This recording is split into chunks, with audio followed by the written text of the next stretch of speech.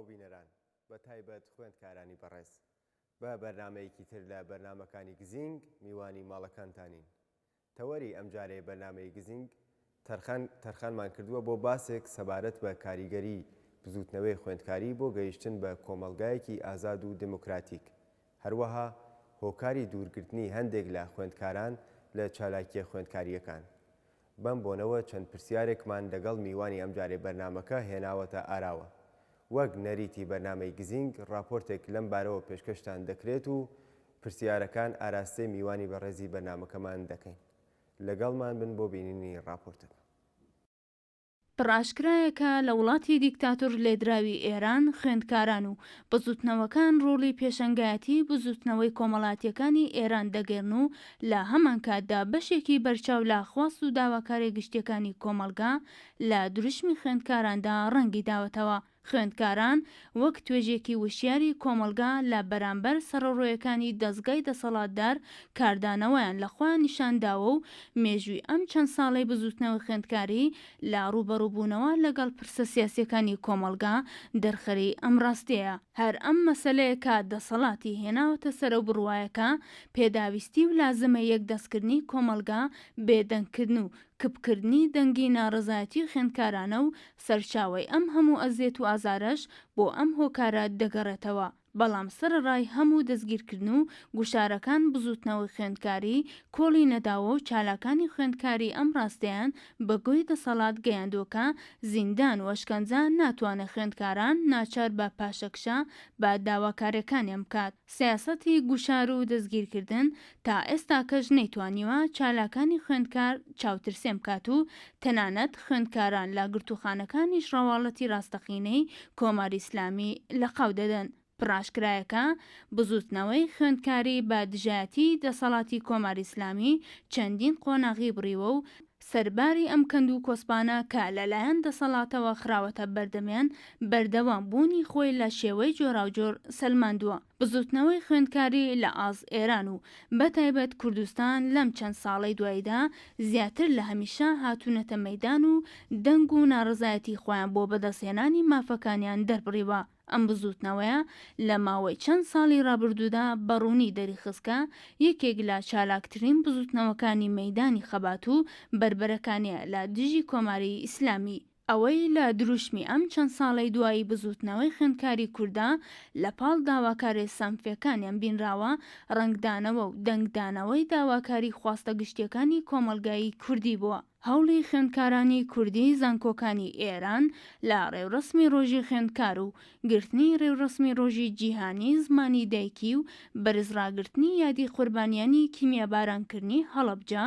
لە ساڵانی پێش و خوێندنەوەی وتار و لێدانا بەهێزەکان لەو چوارچێوەدا پێناسە دەکرێت. ئەمەش بە جۆرێک ترسی خستۆتە دڵی دەسەڵاتی ڕەهاو بە جۆرێک دەستگاکانی سەرکوتیش بۆ بەرگرتن و بەرتەسکردنی ڕەوتی ڕوو لە گەشەی بزوتنەوەی خوێندکاری کورد دەست لە هیچ کردەوەیەکی دوژمنکارانە بەدژیان ناپارێزێ. ئێستاکەش بۆ ئەوەی ئەم توێژە گەنجەی کۆمەلگا تەواو سەختیەکانی ڕێگا نەکەوێتە سەرشانیان پێویستە بزوتنەوەکانی دیکەی ناوخۆی ئێران هاوپشتی زیاتریان لەگەڵ بنوێن و سەرڕای ڕەنگامەبوونی هێندێک لە خواستەکان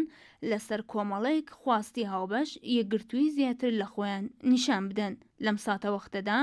ژیرانە خوێندنەوەی دۆخەکە و هەروەها پشتیوانیکردنی بێدەمارگژی و سەلمانی مافەکانیان بۆ نەتەوە و بزوتنەوەکانی دیکە دەتوانێت ببێتە کۆکەری هێزی زیاتر بۆ بزوتنەوەی بەرهەڵسکاری گشتی لە دژی دەسەڵاتی کۆماری ئیسلامی. هەروەک مێژوو سەلماندوێتی خاڵی سەرکەوتنی یەکگرتنێکی ژیرانە و هەروەها تێکردنی خوێنێکی تازەیە بۆ دەمارەکانی بزوتنەوەی گشتی لە دژی حاکمیەت. بەڵێ کاکشاوە حسێنی چالاکی پێشووی خوێندکاری میوانی ئەمجارەی بەرنمەکەمانە. کاکشاهۆ بەڕای ئێوە هۆکاری دوورگرتنی هەندێک لە خوێندکاران لە چالاکیە خوێندکاریەکان ناوزانکۆکان چییە؟ منیش سلام لە خزمەتێەوە و لە خزمەت بینەرانی بەڕێزی بەرنامەی گزینگ و هەروەها خوێندکارانی خۆشەویستی کورد لە زانکۆکانی ئێران و هەر جێگەیەکی جەهان کە خەریکی خوێندن. گومان لەوەدا نییە کە هۆکاری جۆرا و جۆر دەخیلە لەسەرەوەی کە بەشێک لە خوێندکارانی کورد لە زانکۆکان پرەپەرێزیە دەکەن لە چالاکی خوێندکاری. یەکێک لە هۆکارەکان و دەشێ بگوترێکای گرنگترین هۆکاریشی بوونی دەسەڵاتێکی دیکتاتۆر و پاوانخواز و سەرکوتکەرە لە کۆمەلگادا. لە ڕاستیدا دەسەڵاتێکی کە ماهیەت و شناسی لە تاکبوون و تاکمانەوە و دژایەتیکردن لەگەڵ هەر جۆرە پلۆرالیزمێک و لەگەر هەر جۆرە ڕێکخراوە و ناوەندێکی سنفی و مەدەنی سەربەخۆ و دوور و دەرەوەی بازنەی دەسەڵاتە. ئەوە هۆکارێکە. هۆکاری دووەمەوەیەکە بەهۆی بوونی مێژوویەک بەئیسلام مێژووی خەباتی سیاسی کورد و تا بوونی ئۆپۆزیسیۆنێکی سیاسی بەهێز و با بڵێن بربەرەکانی چەکداری و ڕاستەوخۆی کورد لەگەڵ دەسەڵاتی سیاسی حاکم لە ئێران بەداخەوە هەر جۆرە جموجۆڵێکی خوێندکاری هەر جۆرە جموجۆڵێکی سنفی حتا لە نێو کۆمەلگاشدا بەرپەرستانەوەیەکی زۆر تند و تیژی لەلایەن حاکمیەتەوە لەگەڵ خۆ دەبینە و تا تووشی سزا و با بڵێن دشکردەوەیەکی زۆر تند لەلایەن حاکمیەتەوە دەبێت. بۆیان هەر ئێستا ئێمە بەدەیان و سەدان خوێندکارمان هەیە لە زیندانەکانی لە چاڵە ڕەشەکانی کۆماری ئیسلامیدا و یەک لەوان خوێندکاری کورد ساویری شێخ عەبدوڵڵایە کە هەر ئێستا بەهۆی چالاکی خوێندکاری لەگەڵ مەترسی لە سێدارەدان لەلایەن کۆماری سێدارەوە ڕوبەڕوویە. هۆکاری سێهەم ئەوەیە کە بەهۆی ئەوەی کە بەشێک لە زانکۆکانی ئێران وەک زانستگای ئازاد وەک زانستگای پەیامی نور ئەوانە با بڵێن هەزینەی مادیان هەیە و پارە و شەهریە لە خوێندکارەکان وەردەگرن و لە ڕاستیدا دەشێ بگوترێ بەهۆی کە قورسایی مادی و هەزینەی خوێندکار لەسەر شانی بنەماڵەیە ئەوەش ڕەنگە هۆکارێک بێ بۆی کە خوێندکار جۆرێک دوورە پەرێزیە دەکا و خۆ دەپارێزێ لە چالاکی و جموجۆڵی خوێندکاری. چوارەم هۆکار ئەوەیە کە بەداخەوە ئێمە لە نێو کۆمەلگایەکدا دەژین کە خوێندکار بەر لەوەی کە بچێتە دانیشگا بەر لەوەی کە ڕوو بکاتە خوێندنگاکان بەداخەوە کەمترین ڕێژە و ڕێکخراوەی مەدەنی لە خۆیدا دەبینێ بۆی کە تاکی کۆمەلگا خوێندکار بەر لەوە کە بچێتە کۆمەلگا لە نێو وەها ڕێکخراوە سنفی و مەدەنیەکاندا حتا لە قوتابخانەکانیشدا مەشق و تەمرینی کاری ڕێکخراوەیی بکات. ئەوەش هۆکارێکە. هۆکاری پێنجەمەوەیەکە بەهۆی ئەوەی کە خوێندکارەکان دوای تەواوبوونی خوێندن لە زانستگاکان ئارەزوو هیوایان ئەوەیە کە دەستیان بە شغڵ و بەکار و بە ئیشێک ڕابگا و ڕەنگە چالاکی خوێندکارەکانیان لە نهایەتدا لەلایەن ناوەندەگە لە ئەمنیەتیەکان و حراسەتی ئیدارە و خوێندنگاکانەوە کێشە و بەربەستیان بۆ ئیستخدام بۆ ساز بکات بۆیە ئەوانە لە ڕاستیدا خۆ دەپارێزن لە کار و چالاکی خوێندکاری هەڵبەتە ڕێژەیەکی کەم ئەگەنا بەخۆشیەوە چالا خوێندکاری کورد خوێندکارێکی چالاکن هەرێستا ئێمە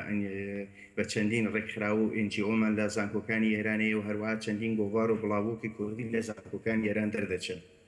بەڵێ کاک شاهۆ لە دەستپێکی حکوومەتی ئیسلامیەوە ئەم خاڵانە تا حدێک بووە جگە لە خاڵی چوارەم کە باستان کرد بەڵام چ جیاوازیەکە بینین یانە لەوانەیە ساڵە هەفتاکان ساڵە شەسەکان ئەوە چالاکی خوێندکاری نسبەت بە ئیسە بەهێزتر بوێت و سەرکوت هەمان سەرکوتە و عەزیەت هەمان عەزیەتە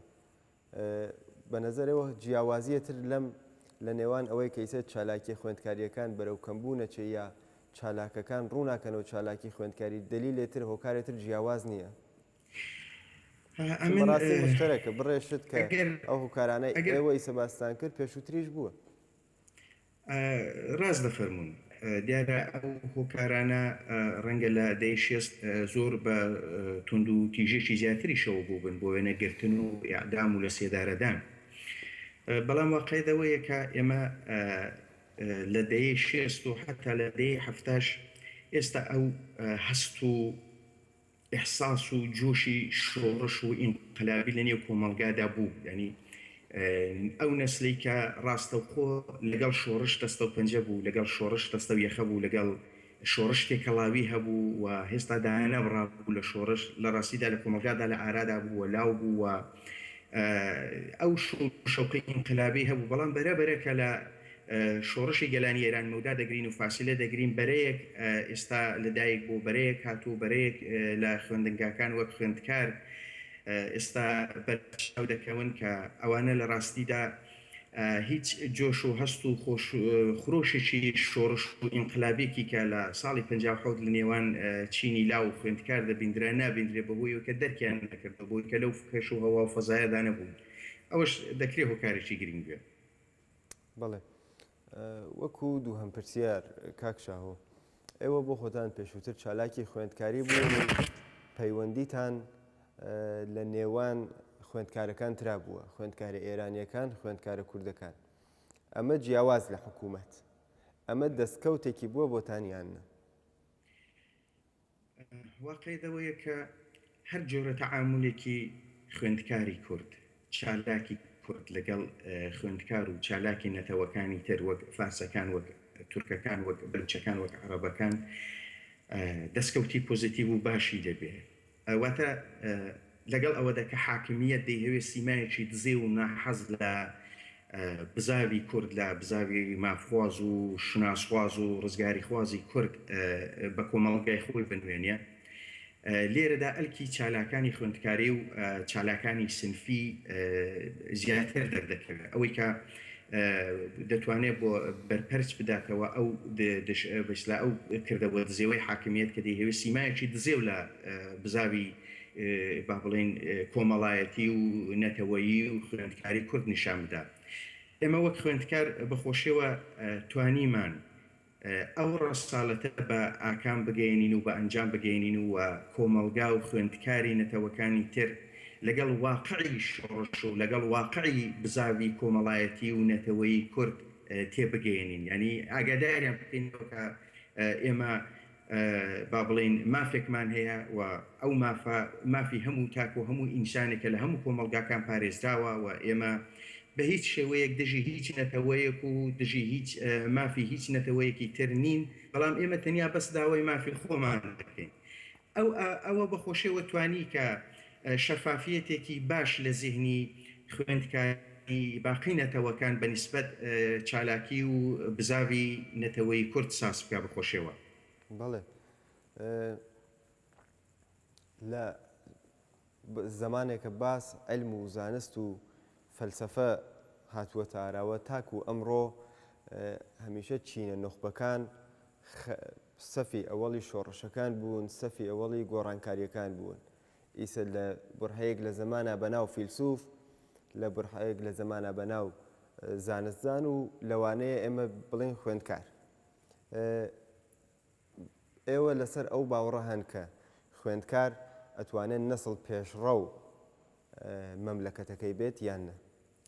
گومان لەوەدانە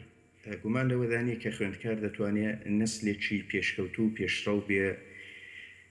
لە کۆمەڵگای خۆیدا ئەگەر چاوێک بە بزاوە خوێندکارەکاندا بخشێنینەوە بە تایبەت ئەوەی کە لە پاش دەیەی شێست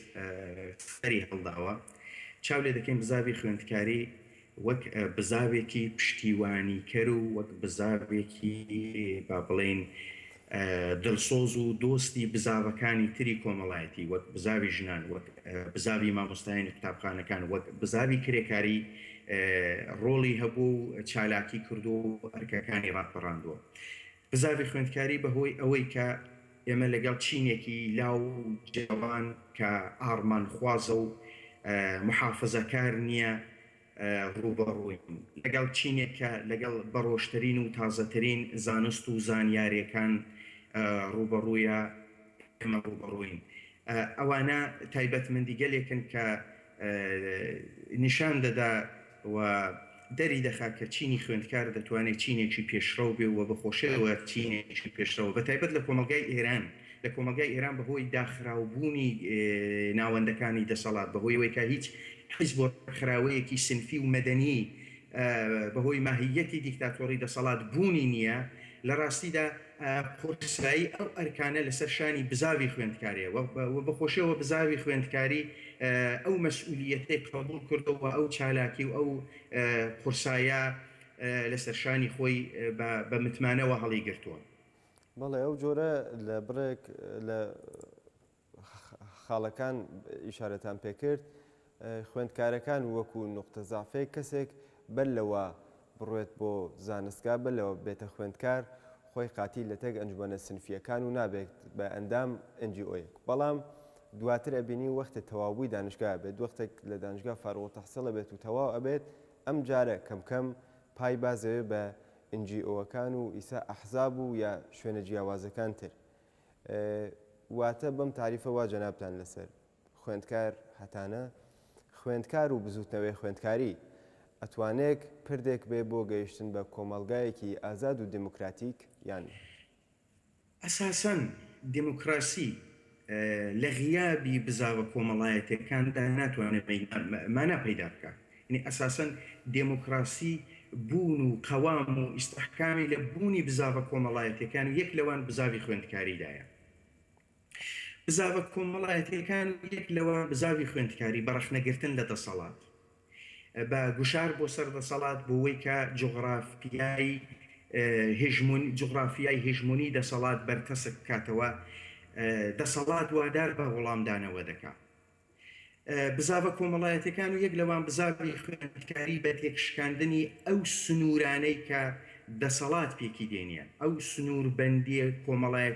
کۆمەڵایەتیانی کە دەسەڵات لە نێو کۆمەلگادا وەی کە دەسەڵاتی خۆی هێژمۆن کا پێچی دێنێ لە ڕاستیدا تێشی دەشکێنن و ئەو سنوورانە بەرتەسک دەکەنەوە. بەواتایەکی تر بزاوە کۆمەڵایەتەکان و یەک لەوان بزاوی خوێندکاری ئامانجیان سازکردنی ئاڵوگۆڕی و بەهێزکردنی کۆمەلگای مەدەنیە لە ڕێگای بەهێزکردنی ماناسازی یعنی توانای ماناسازی دەبەخشێ بە کۆمەلگا بە دوور لەو توانایی کە حکوومەت بێ ماناسازی بکات. یعنی جغرافیای ماناسازی حکوومەت بۆ کۆمەلگا بەرتەسک دەکاتەوە و شناسێکی سربەخۆ دەبەخشێ بە کۆمەلگا و بە کۆمەلگای مەدەنی بەدەر لەو شناسەی کە دەسەڵات دەی هێوێسازی بکات بۆ کۆمەلگا و کۆمەلگا بکاتە ژێرچەپۆکە و دەستەمۆی خۆی.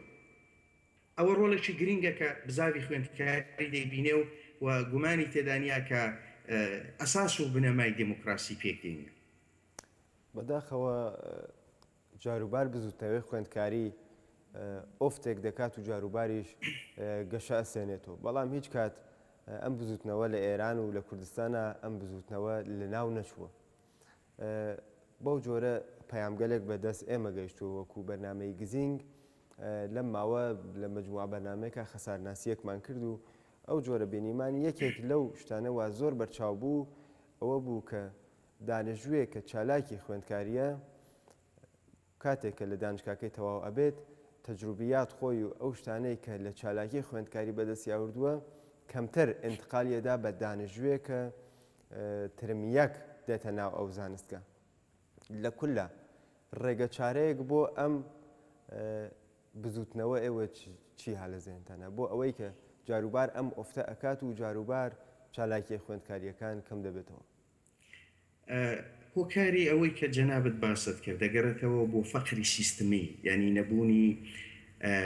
سیستم و ڕێکخراوەیەکی مەدەنی و سینفی لە نێو کۆمەلگادا کە با بڵێن هەستی کاری ڕێکخراوەی لە نێومەدا تەقویەت بکات یعنی بەرپرسیارەتی کاری ڕێکخراوەی لە نێومەدا تەقویەت بکات ئەوە دەگەڕێتەوە بۆەوەی ڕێگا چارەکەی ئەوەیە کە خوێندکاران هەست بە بەرپرسیارەتێکی زیاتر بکەن دەگەڵ ئەوەدا کە چالاکی خوێندکاری چالاکی سینفی چالاکی مەدەنی لە نێو کۆمەلگای کوردەواریدا بێ هەزینە نیە وەکەم هەزینە نیە لەگەڵ ئەوەدا قبول بکەن کە بەرپرسیارن لە بەرابەر چارەنووسی کۆمەلگادا هەست بە بەرپرسیارەتی بکەن و بەو بە جەسارەتیشەوە قبولکەن کە هەزینەکەی بدەن. خوێندکارێکی کورد کە لە زانکۆ تەواو دەبێت یا خوێندکارێکی کورد کە ئەزمون و تەجروبەی حضوری چەندین تێرمی لە با بڵێن لە زانکۆکان هەیە بە بەرپرسیارەتیەوە ئەو خوێندکارانی کە دێنە زانکۆکان واتە تازە هاتوون و تێرمی یەک و دوون لە چوارچێوەی NGO-یەکی خوێندکاریدا لە چوارچێوەی ڕێکخراوەیەکی سینفی خوێندکاریدا لێک کۆ ببنەوە و بتوانن ئاڵوگۆڕی تەجربە و ئەزمونی بیرروڕا بکەن و ئەوە دەکرێت لە پاش ئەوەی کە خوێندکار لە زانستگاکان هاتە دەرێ لە کۆمەلگاشدا ئەو ئەرکە بڕاپەڕێنێ واتە ئەو